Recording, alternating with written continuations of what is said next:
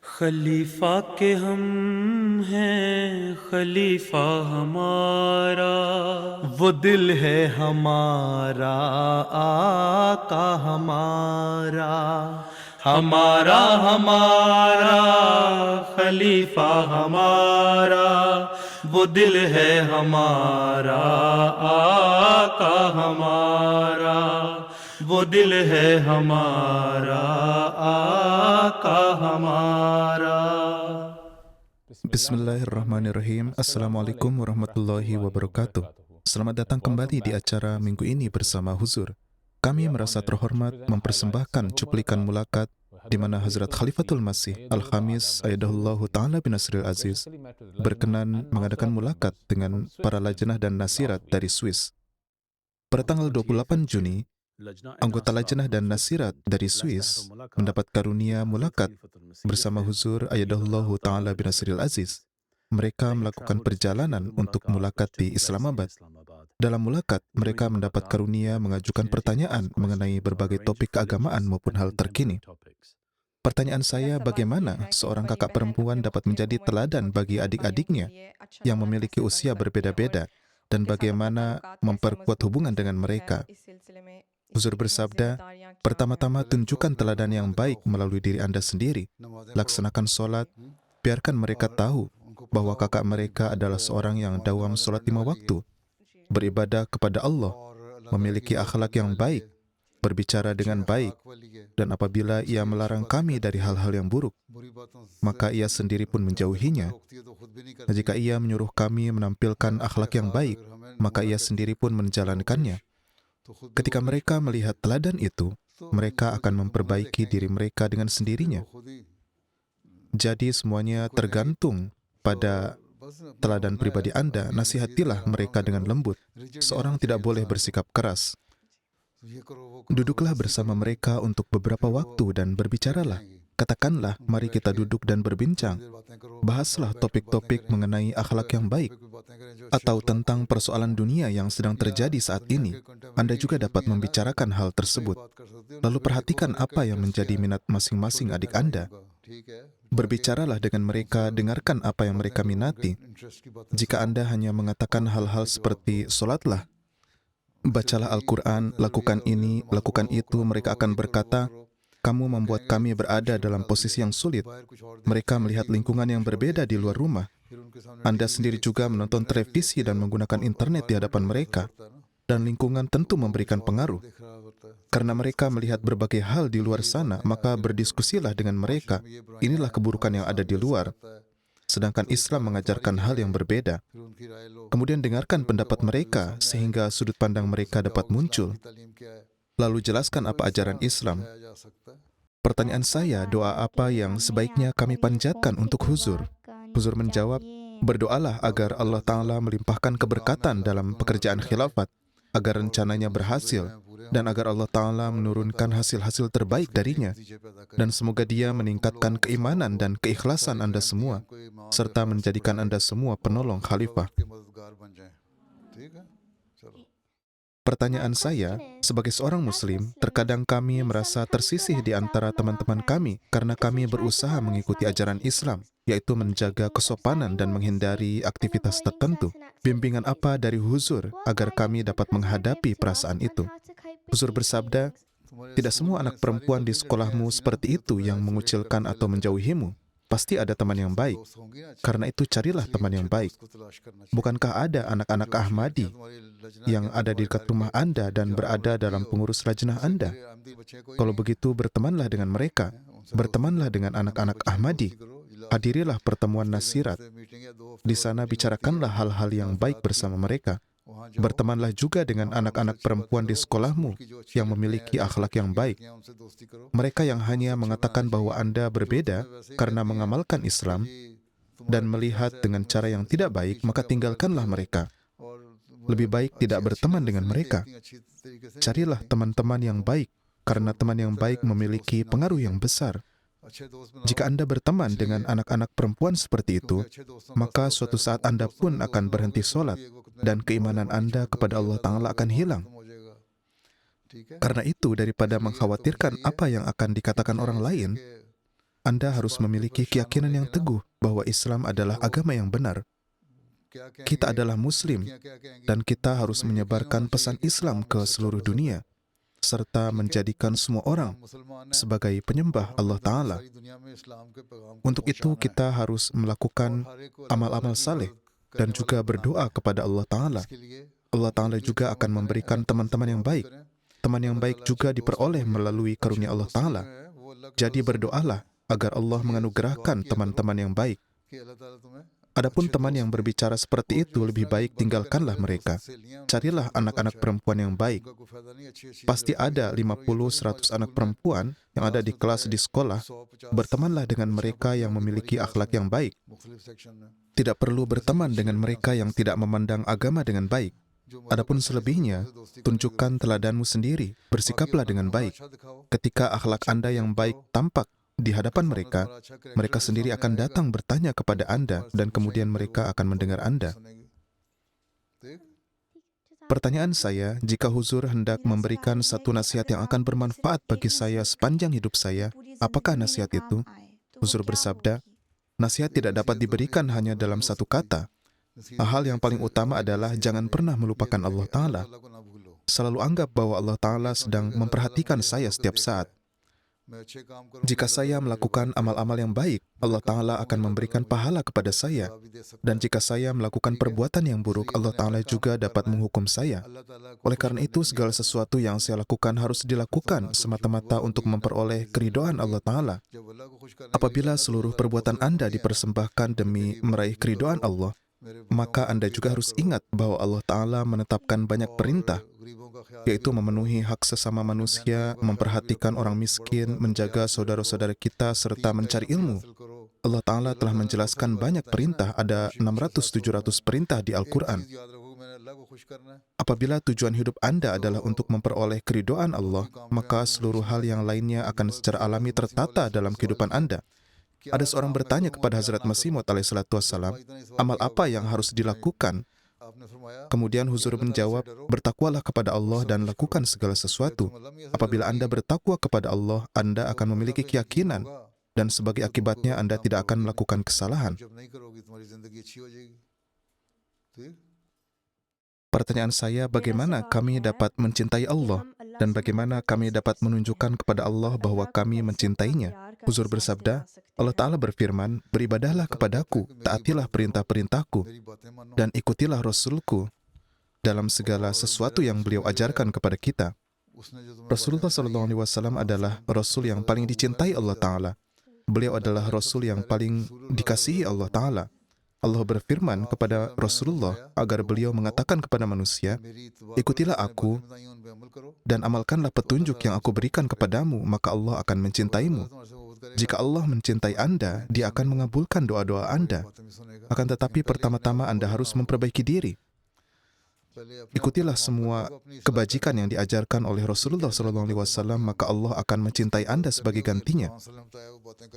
Allah berfirman kepada Rasulullah, katakanlah, jika kamu mencintai Allah, maka ikutilah aku, niscaya Allah akan mencintaimu. Saya pernah mendengar bahwa seseorang juga dapat meraih surga di dunia ini. Huzur tercinta, pertanyaan saya adalah, apakah yang dimaksud dengan surga di dunia ini? Dan bagaimana kita dapat mencapainya?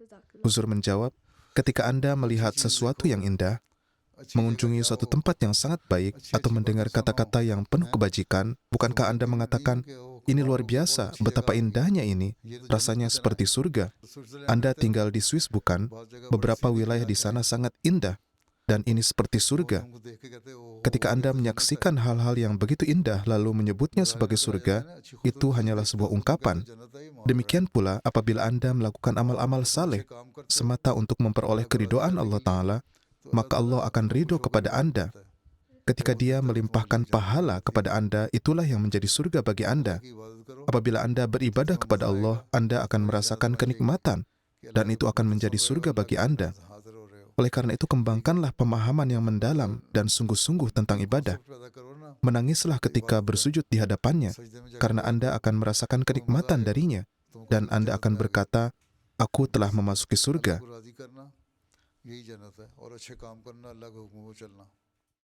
Huzur tercinta, pertanyaan saya adalah, apakah para malaikat bekerja sebagai suatu sistem rohani Allah Ta'ala atau ada keberadaan fisiknya? Huzur bersabda, mereka tidak memiliki keberadaan fisik. Mereka bekerja di bawah suatu sistem.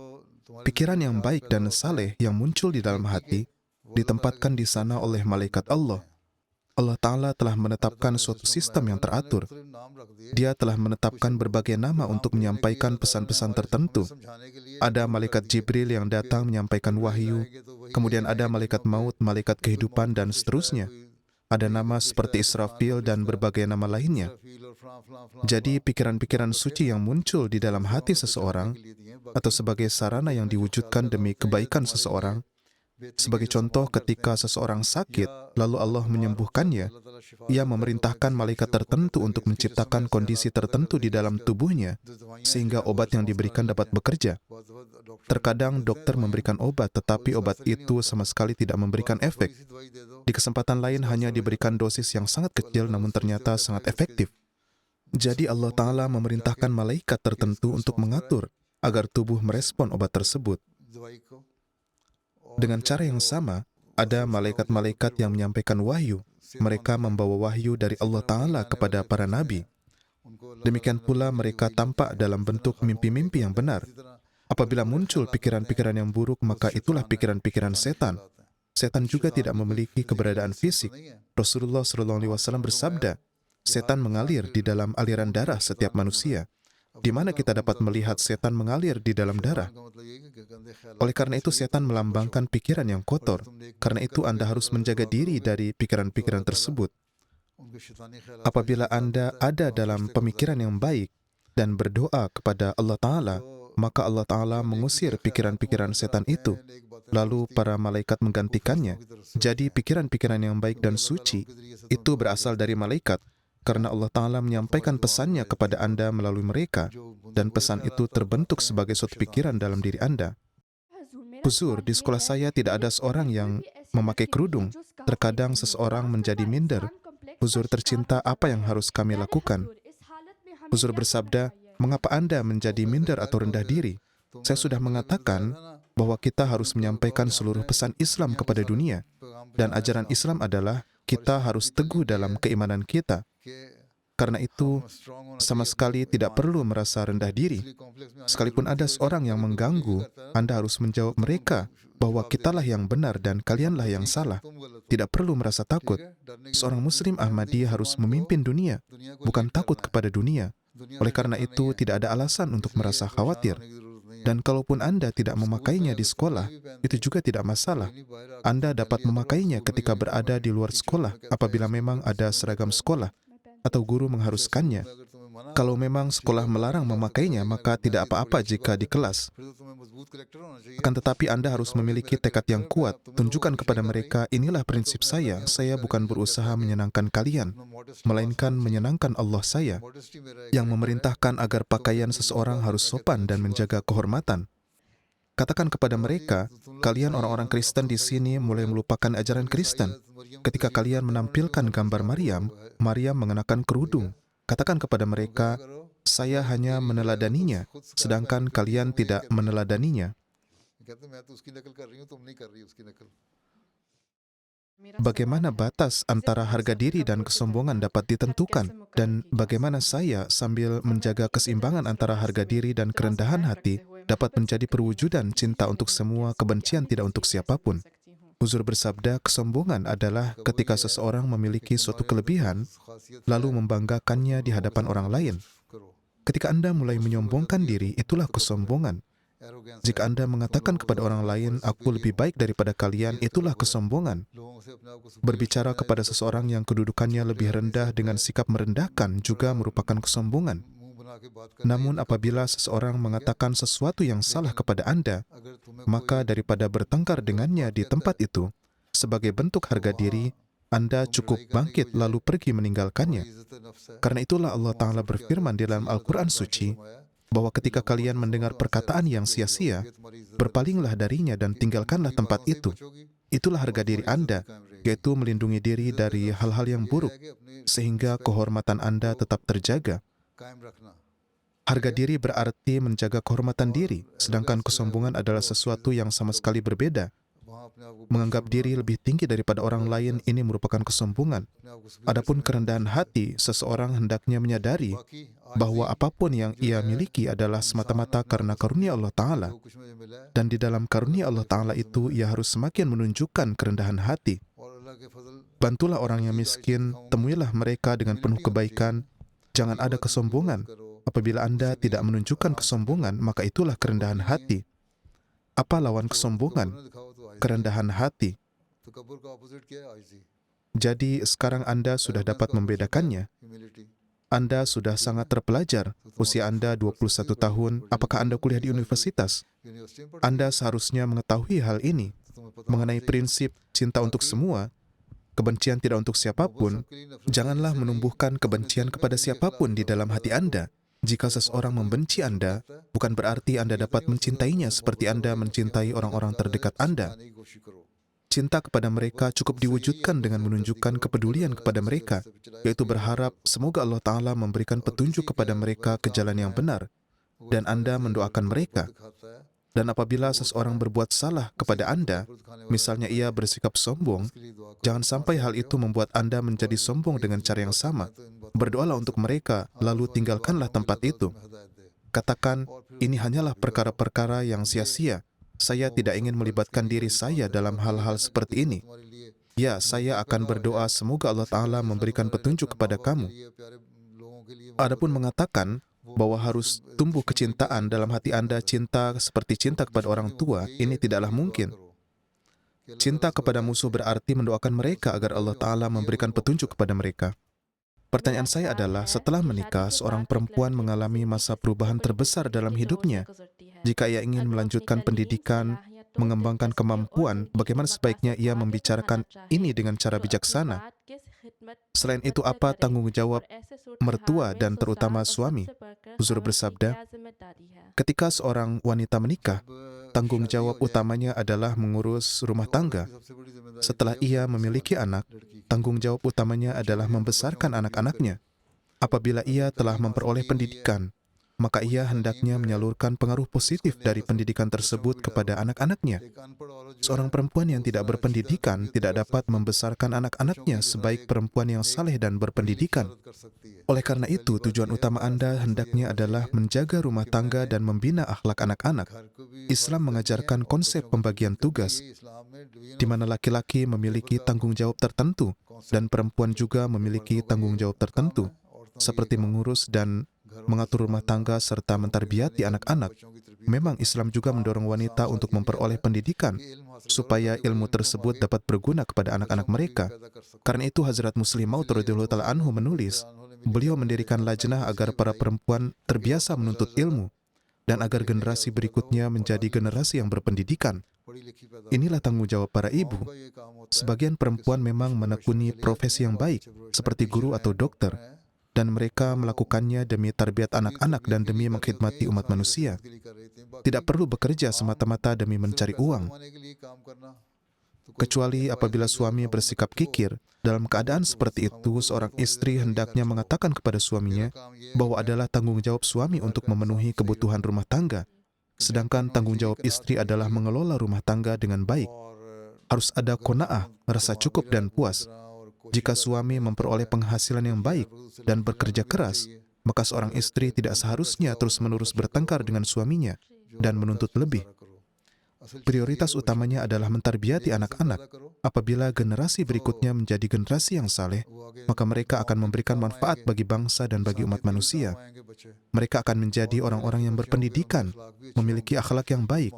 Lingkungan di sekitar mereka pun akan menjadi lingkungan yang baik. Karena itulah Rasulullah SAW bersabda, surga berada di bawah kaki seorang ibu yang membesarkan anak-anaknya dengan baik dan berpendidikan. Apakah surga dapat diraih dengan mudah? Anda sebagai perempuan sedang menjadi sumber surga, sehingga seorang laki-laki dapat memasuki surga melalui perempuan. Jalan menuju surga bukan melalui laki-laki. Karena itu dalam hadis lain disebutkan bahwa apabila seseorang memiliki 3 anak perempuan, membesarkan mereka dengan baik, menjadikan mereka berpendidikan dan mereka kemudian membina generasi berikutnya, maka ia telah membangun surga bagi dirinya sendiri. Dengan kata lain, orang tua dapat memperoleh surga melalui perempuan. Jadi Anda senantiasa merupakan sumber surga. Lalu apa yang Anda khawatirkan? Anda harus memiliki qanaah. Apakah Anda mengetahui apa artinya? Artinya Anda harus memiliki rasa cukup dan puas, sehingga seseorang merasa bahagia dengan apa yang dimilikinya dan dapat menjalankan tujuan hidup. Seorang istri tidak boleh mengajukan tuntutan yang berlebihan kepada suaminya. Namun pada saat yang sama menjadi tanggung jawab suami untuk memenuhi kebutuhan istrinya. Adapun tanggung jawab mertua adalah ketika mereka menerima seorang menantu perempuan ke dalam rumahnya, mereka harus memperlakukannya dengan penuh kebaikan. Hazrat Masih Maud alaihissalam bersabda, suami dan keluarga mertua harus selalu mengingat bahwa ketika mereka membawa putri orang lain ke dalam rumah mereka, mereka harus menjaga perasaannya. Sangatlah salah apabila seorang suami menganggap istrinya tidak lebih dari sekadar sepasang sepatu yang hari ini atau besok dapat ia ganti. Sebagian orang menuduh Islam bahwa Islam memperbolehkan laki-laki menikahi 4 kali. Padahal hal itu hanya diperbolehkan dalam keadaan tertentu. Bahkan Hazrat Masih Maud alaihissalam menulis bahwa apabila seorang perempuan khawatir suaminya mungkin akan menikah lagi, maka sebelum menikah ia dapat membuat suatu perjanjian yang menyatakan bahwa suaminya tidak akan menikah lagi. Dengan demikian, laki-laki tersebut akan terikat pada perjanjian itu, meskipun di kemudian hari ia memenuhi syarat yang memperbolehkannya untuk menikah lagi. Jadi Islam memberikan banyak hak kepada perempuan dan jangan khawatir. Pertanyaan saya adalah, Islam sangat menekankan pentingnya pernikahan dan membangun keluarga. Akan tetapi tidak ada ajaran yang tegas menyatakan bahwa orang yang tidak menikah merupakan suatu dosa. Apakah dengan demikian benar untuk mengatakan bahwa apabila seseorang secara sukarela memutuskan untuk tidak menikah, maka menurut ajaran Islam ia tidak dianggap berdosa? Huzur bersabda, tidak ada suatu tempat pun yang menyatakan bahwa orang seperti itu berdosa. Rasulullah SAW bersabda, jika kalian benar-benar memiliki hubungan denganku, maka ikutilah sunnahku. Aku menikah dan aku memiliki anak-anak, maka ikutilah teladanku. Apabila kalian melakukannya, itu akan membawa manfaat bagi kalian. Beliau tidak mengatakan bahwa seseorang yang tidak menikah sedang melakukan dosa atau akan dihukum.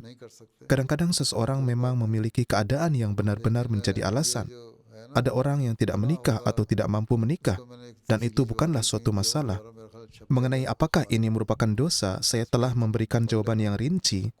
Saya kira jawaban itu akan diterbitkan dalam surat kabar jemaat.